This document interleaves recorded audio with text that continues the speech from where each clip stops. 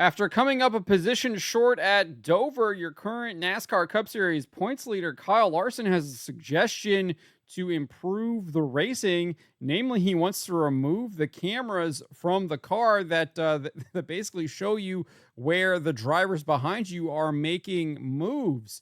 He says it is specifically used to aeroblock and allows drivers to easily aeroblock and keep cars behind him. He says Danny Hamlin did it to him today at Dover, and he did it to Tyler Reddick at Las Vegas. First, before we get to this, I'd like to ask you, please hit that subscribe button, hit that bell for notifications so you don't miss any of our future videos here at John Trent Racing. And before we get to Larson's comments, let's watch the last two laps of the race at Dover, where Larson was trying to get around Denny Hamlin, and Hamlin was cutting his air off. Let's take a look. You can see there, moving around the lap car. I think that might be John Hunter Nemechek there. Hard to tell. Yep, looks like a 42. Larson goes up really high, and then he cuts a little to the bottom there. White flag. Larson goes up high again in 1 and 2. Denny's up a little bit. Larson drifts back to the middle. Caught him there a little bit. Close by maybe a couple car lengths. Goes up high again. Denny chases him up. And it's doesn't have enough. Can't get to him. And Hamlin wins the race. So that was a little bit of how Denny Hamlin was racing Kyle Larson over the last couple of laps. And Larson talked about this, speaking with a number of members of the media. This is from Peter Strada here over on X. Let's take a listen to what Kyle Larson had to say. Anyway, yeah, so like last lap, you just air blocking, took your line away, and didn't drift enough to take your air. Is that what happened? Yeah, no, it's just this racing. It's really hard to pass the lead car. I knew I was gonna fight an uphill battle once I lost the lead there. I knew I could, the way my car was, I knew I was gonna time out to get close to him, or hoped anyways. But I figured I would time out to get close to him there in the final 20, and that's kind of what happened. And I started moving around, and I knew once I got within 3, he was just gonna, start moving around and shut my air off. So it's just really easy to do it. Kind of saw with me in the second stage, like I was kind of just backing the field up to me, and then once they started pushing, I could push and just shut their air off a little bit. Not even run the same exact line, but just make my car wide enough to shut the air off. So yeah, just that racing, and it's more magnified. I think when you get the track, so little grip.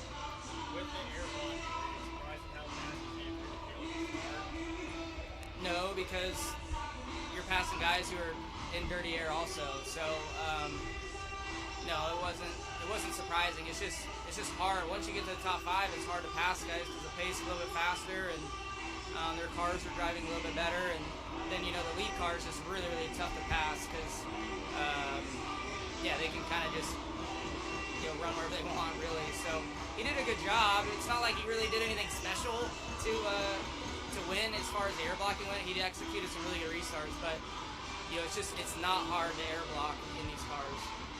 Does that mean, as we said yesterday, like this car is way better used as a defensive tool than an offensive tool, and that seemed like the perfect example of something like that, correct? Yeah, for sure. And you see it a lot of places with the next gen car. So yeah, I would totally agree with that. But it just makes executing that much more important. Good pit stops, good restarts, all the details to get yourself into that lead where you can play a little bit of defense and hold them off easy.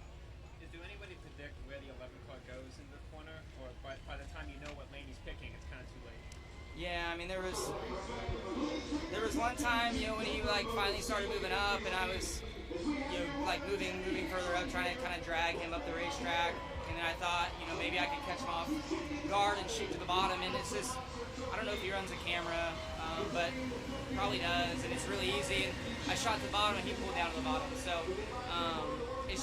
it's really easy with the cameras and the car. It's easy to air block. Honestly, if they took the cameras out of the car, that's probably one of the little things I think that could fix it. Because it's hard to see out of the rear view mirrors, but the cameras are so easy. So I would be for if they, took the cameras out, because it's like I said, it's so easy. Like when I was leading, when Bowman was behind me, I'm literally just staring at my camera, and like when he turns right, I'm turning right. When he pulls down, I'm pulling down. When you have the mirror, you can't really see that well, so it's harder to do that. But yeah, just it's a tool, and we're all using it really well. Is it easier to do here than other tracks because of how fast this place is? No, it's just as easy.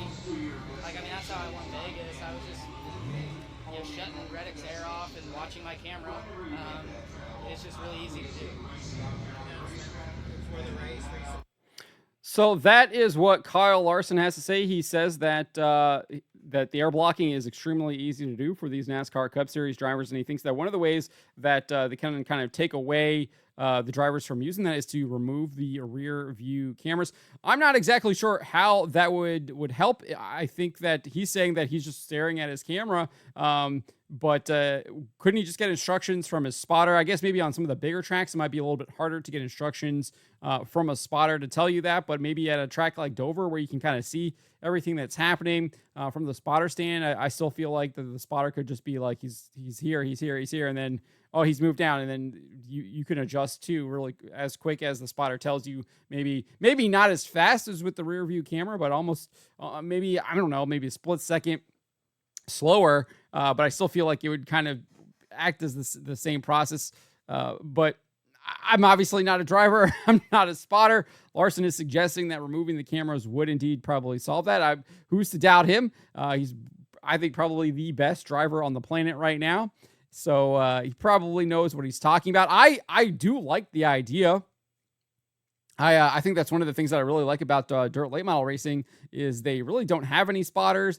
They have like signal guys, but the signal guys are just using hand signals, and they can be, I guess they can be in certain sections of the racetrack. And I don't know how easily it is to see a guy in like the stands or something throwing hand signals up when you're going like 100, 120, 130 around Port Royal. But maybe you can, I don't know.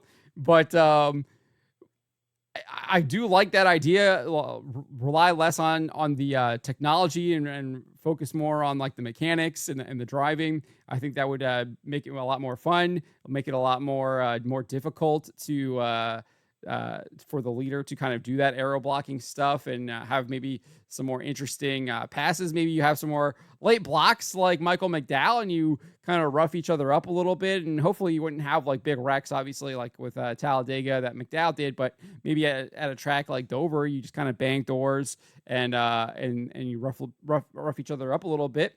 And keep racing, and then you got to really work on your racecraft and kind of know who you're racing against, and kind of maybe know what they're thinking and have to predict what they're doing.